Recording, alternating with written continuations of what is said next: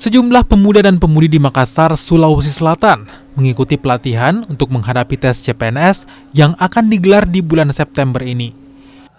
Para peserta diajarkan cara menjawab soal tes CPNS serta tryout.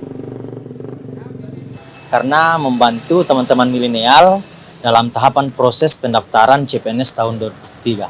Mungkin seperti itu, Bang. Yang pertama yang saya dapatkan selaku peserta di sini, yang pertama itu kita diajari tahapan proses pendaftaran, yang kedua itu trik-trik, yang ketiga itu kisi-kisi cara untuk daftar di CPNS tahun 2023 ini.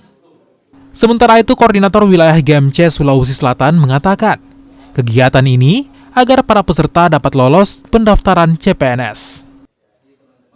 17 sampai tanggal 31 itu adalah waktu pendaftaran CPNS. Itu yang membuat kami dari Ganjar Millennium Center Sulawesi Selatan membuat agenda ini dengan tujuan bahwa lewat kegiatan ini harapannya teman-teman yang ikut serta jadi peserta bisa memberikan pengetahuan serta pengalaman-pengalaman baru mengenai cara-cara sukses untuk mendaftar CPNS. Seperti itu.